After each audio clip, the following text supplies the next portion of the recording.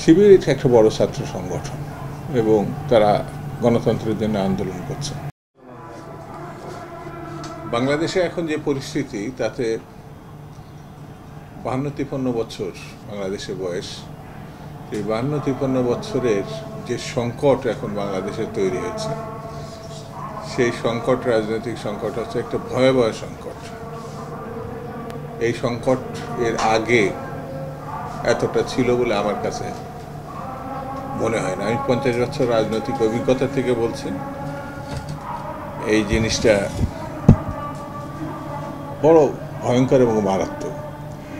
যে কোনো গণতান্ত্রিক রাজনৈতিক দল রাজনৈতিক সংকট জনগণের মতামতের ভিত্তিতে এটাকে বাইপাস বা অতিক্রম করতে চায়, কিন্তু জনগণের মতামত বা সিদ্ধান্ত যখন সুযোগ থাকে না, তখন একটি ধোঁয়াটেপূর্ণ পরিস্থিতি তৈরি হয় এবং দেশ ক্রমান্বয়ে সংকটের দিকে এগোয়, সংঘাতের দিকে এগোয়। তো এখন সবথেকে বড় দায়িত্ব হচ্ছে সরকারের। এই সরকার অবৈধ হলেও তারা গদিতে বসে আছে, দেশ পরিচালনার কি পয়েন্টে বসে আছে। তাদের মানুক আর না মানুক, তারা যদি দায়িত্বশীল পরিস্থিতি কাঁধে তুলে নেয়, তাহলে একটি সুন্দর গ্রহণযোগ্য, যেটা বিরোধী দল বলছে, তত্ত্বাবধায়ক সরকারের মধ্য দিয়ে একটি পরিবর্তনের চেষ্টা করবে। আর তা যদি তারা না করে, তাহলে কি হবে, দেশের অবস্থা কি দাঁড়াবে, এটা ইতিহাসে খুঁজলে পাওয়া যাবে। তখন আর কারোর হাতে কোনো নিয়ন্ত্রণ থাকবে না। সেটি দেশের জন্যে, মানুষের জন্যে, কারোর জন্যই ভালো হবে। কিছু ছাত্র সংগঠনকে ভিতরে নেওয়া হলো, বিশেষ করে জামাতের যে বৃহত্তর ছাত্র সংগঠন আছে, ছাত্র শিবির, এবং আরও কয়েকটি ইসলামী ছাত্র সংগঠনকে তাদের ভিতরে নেওয়া হলো এবং তারা বিভিন্ন সময় বিভিন্ন তাদেরকে নেওয়া হয়েছে হয়নি। এই বিষয়ে শিবির যখন ছাত্র গণঅভ্যুত্থান হয়, তখন ছাত্রৈক্যে তারা শরিক ছিল না, বা তার আগেও কোনো জোটে তারা ছিল না। শিবির একটা বড় ছাত্র সংগঠন এবং তারা গণতন্ত্রের জন্য আন্দোলন করছে, কিন্তু তাদের কিছু লিমিটেশন আছে। সেই লিমিটেশনের কারণে তারা জোটভুক্ত হতে পারেনি, কিন্তু তারা আন্দোলনে আছে, রাজপথে আছে। তা আমার ধারণা, গণতন্ত্রের প্রশ্নে একটা জায়গায় বিভিন্ন অবস্থান থেকে, যুগপৎ ধারণা থেকে যদি আমরা কাজ করি, তাহলে কে কোথায় আছে, এর থেকেও বড় কথা কে কিভাবে আমরা লড়াই করছি। শিবির না থাকলেও কোনো অসুবিধা নেই। এই যে ছাত্র অপগ্রহণ করেছে, আসলে ছাত্র অপগ্রহণ করেছে, এটার মাধ্যমে কি সফল আপনি কতটুকু দেখছেন? ইতিহাস বা আগামী দিনের সময়টা বলে দেবে। আমি দৃঢ়ভাবে আস্থা পোষণ করি যে ছাত্ররা যখন ঐক্যবদ্ধ হয়েছে এবং একসঙ্গে মাঠে নামার সিদ্ধান্ত নিয়েছে, তখন একটা ইতিবাচক ফলাফল আমরা পাব। বিএনপির চেয়ারপারসন বেগম খালেদা জিয়াকে নিয়ে যদি একটু বলতেন, শারীরিক অবস্থা খুবই খারাপ। বলা যায় যে তার জীবন মৃত্যু সন্ধিক্ষণে তিনি একজন অসতিপর প্রধানমন্ত্রী, দেশনেত্রী বেগম খালেদা জিয়া এতটা শারীরিক সংকটজনক অবস্থা এর আগে কখনো ছিল আমার কাছে মনে হয়নি। সরকারের আশ্বাসের প্রেক্ষিতে আমরা তার পরিবার আবেদনও করেছি, কিন্তু প্রধানমন্ত্রী যে সিদ্ধান্ত নিয়েছেন সেটি আইন এবং স্বরাষ্ট্র মন্ত্রণালয় থেকে বলা হয়েছে। তো আমার মনে হয় এর থেকে দুঃখজনক ঘটনা নাই। তো তার যেটা ভালো মন্দ কিছু হয়, সেটা বাংলাদেশের জন্য, গণতন্ত্রের জন্য, বিশ্বের জন্য একটা খারাপ নজির হয়ে থাকবে। এই দিক থেকে আমি বলবো, যেভাবেই প্রধানমন্ত্রী ক্ষমতায় থাকুক না কেন বা আসুক না কেন, এই একটা জায়গায় তার আবার ভেবে দেখা উচিত। কারণ আইনের প্রতি শ্রদ্ধাশীল বলে বিএনপি কিন্তু বারবার সরকার অবৈধ হলেও তার কাছে যাচ্ছে। এই বিষয়টি আমি মনে করি সেই রকম মানবিক দৃষ্টিভঙ্গিকে বিবেচনা করি।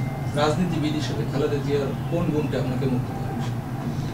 টোটাল খালেদা জিয়ার জীবনটা, তিনি আপুসীন, তিনি মানবিক, তিনি স্নেহপরায়ণ, তিনি দেশপ্রেমিক, তিনি লড়াকু, তিনি আজন্ম বিপ্লবী। তার দুটি ছোট্ট বাচ্চা নিয়ে স্বাধীনতা যুদ্ধের সময় 9 মাস তিনি বন্দি জীবনযাপন করেছেন। তারপর আবার তিনি গৃহে ফিরে গেছেন, গৃহিণীর দায়িত্ব পালন করেছেন। যখন এরশাদ সাহেব নির্বাচিত প্রেসিডেন্ট সাত্তার সাহেবকে উৎখাত করেছেন, তখন তিনি কিন্তু আবার নিজের ইচ্ছায়, নিজের ভাবনায়, নিজের উদ্যোগে রাজনীতিতে এসেছেন এবং এখনো পর্যন্ত গণতন্ত্রের সপক্ষে তিনি লড়াই করছেন। এই যে আপোষহীন একটা ভূমিকা, আমরা ছাত্র জীবনে তাকে পেয়েছি, এখনো তার আমরা সঙ্গী। তো তার কখনোই তিনি যা বলেন তার একটু বাইরে যান না কখনো, তিনি সেটাকে মিন করেন। তো এমন একটি বিশ্বময়ী একজন অপ্রতিরোধ্য যোদ্ধাকে আলাদা আলাদা গুণের বিচার করার কোনো সুযোগ নেই। সমগ্র মানুষটি হচ্ছে বাংলাদেশের অহংকারের প্রতীক, গণতন্ত্রের প্রতীক, লড়াইয়ের প্রতীক। তৎকালীন ছাত্র দলের সভাপতি ছিলেন, আজ পর্যন্ত অনেক মানুষ হারাইছেন, অনেক সাথীকে হারাইছেন, আন্দোলন করছেন একসাথে, তাদেরকে অনেক হারাইছেন এবং তখনকে এখন বর্তমান আসলে সেই সময়ের অনুভূতি যদি একটু ব্যক্ত করতেন। আমার পাশের অনেক মানুষ এখন নানান কারণে নাই, কেউ অসুস্থ হয়ে মারা গেছেন, কেউ শহীদ হয়েছেন, কেউ বাস্তব কারণেই স্বাভাবিক নিয়মে চলে গেছেন।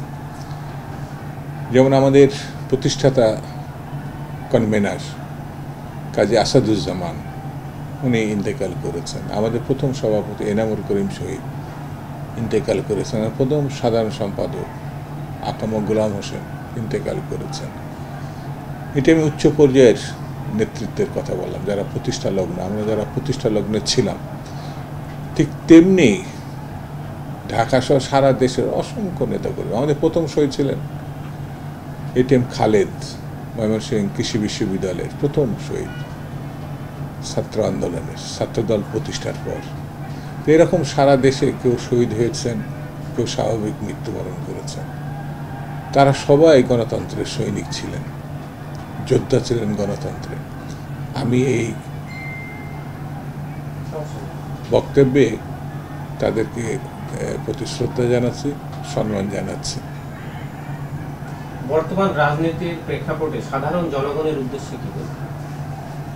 এদেশে মানুষ খুব গণতন্ত্র প্রিয় মানুষ, স্বাধীন চেতা মানুষ। এরা কখনো নিয়ন্ত্রণ এবং বন্ধত্ব এটা মানে না। আজকে তো না, ভারতবর্ষে যখন বিদ্রোহী প্রথম ব্রিটিশ বিদ্রোহী কিন্তু এদেশের মানুষ, ক্ষুদিরাম, সে প্রথম বোমা হামলা করেছিল ব্রিটিশ রাজের বিরুদ্ধে। আর ভাষা আন্দোলনের মধ্যে দিয়ে দেশের মানুষ তাদের আকাঙ্ক্ষার কথা ব্যক্ত করেছে, স্বাধীনতা যুদ্ধের মধ্য দিয়ে করেছে। এমনকি বাংলাদেশে যখনই স্বৈরাচার আসছে তখনই বিরোধিতা করেছে তারা। তো এই দেশের মানুষের প্রতি আমার শ্রদ্ধা, ভালোবাসা, আমি তাদের কাছে মাথা নত করি। তারা যখন প্রয়োজন বোধ করেছে তখনই তারা উঠে দাঁড়িয়েছে। তারা কায়িক পরিশ্রম করে জীবন ধারণ করে, কিন্তু চিন্তার স্বাধীনতা কখনো তারা বর্জন করে না, হাতছাড়া করে না। স্বাধীন প্রিয় দেশপ্রেমী মানুষকে সবসময় আমি অভিবাদন জানাই, সালাম জানাই।